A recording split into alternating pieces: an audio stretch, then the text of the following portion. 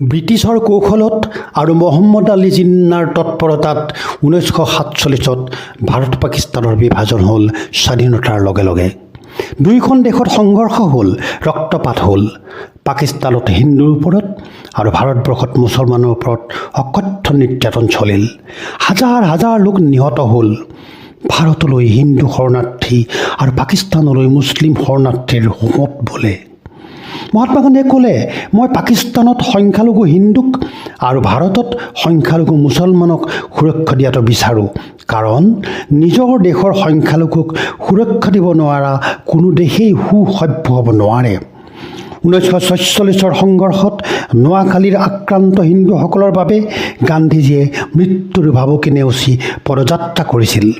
এইবাৰো তেওঁ ফেব্ৰুৱাৰী মাহত হিন্দু শৰণাৰ্থীসকলক নেতৃত্ব দি উভতাই পাকিস্তানলৈ যাত্ৰা কৰিবলৈ সিদ্ধান্ত লৈছিল, জিন্নাৰ সম্ভাৱ্য বিৰোধিতা সত্ত্বেও।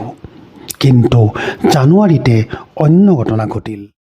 কাৰণ দিল্লীতো সেই একেই সংঘাত চলিলে। দিল্লীত কি হৈ গ'ল? 137টা মছজিদ হিন্দু মহাসভাৰ সদস্যসকলে কাঢ়ি ল'লে, বন্ধ কৰি দিলে, মছজিদবিলাক দখল কৰি পেলালে, বহুত ব্যৱসায়িক প্ৰতিষ্ঠান কাঢ়ি ল'লে। গান্ধীজীয়ে ক'লে, নহয়, এইটোতো হ'ব নোৱাৰে, এইটো কথা কেতিয়াও হ'ব নোৱাৰে। গান্ধীজীয়ে প্ৰতিবাদ কৰিলে, কোনেও কৰা নাই। আৰু চৰকাৰখনে তেওঁ খুব দুখ পাইছিলে চৰকাৰখনক লৈ, যে চৰকাৰখন থকা অৱস্থাত দিল্লীৰ মাজমজিয়াত কেনেকৈ 137টা মছজিদ দখল কৰিলে। ইতিমধ্যে চুক্তি হৈছিল ভাৰত আৰু পাকিস্তানৰ মাজত। বিভাজনৰ পিছত 55 কোটি টকা দিব লাগে পাকিস্তানক। নেহেৰু চৰকাৰে দিয়া নাছিলে। এই গোটেইখিনি কথা এনেকুৱা হৈছিল যেন নেহেৰু চৰকাৰে যেন কংগ্ৰেছ চৰকাৰে ক'ৰবাত যেন তেওঁলোকে ক'ৰবাত ধৰ্মনিৰপেক্ষতাৰ সাহস হেৰুৱাইছিল। গান্ধীজীয়ে দুখ পাইছিলে।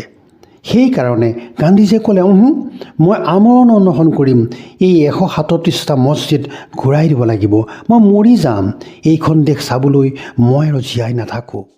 যিখন ভাৰতবৰ্ষত এটা ধৰ্মই আন ধৰ্মৰ উপাসনা গৃহবোৰ দখল কৰি ৰাখিব, মই নাথাকোঁ। আমৰণ অনশন ঘোষণা কৰিলে। কৰাৰ পিছত হুলস্থুল লাগিল চাৰিওফালে। শান্তি কমিটি গঠন হ'ল, আলোচনা হ'ল, চৰকাৰ আহিল।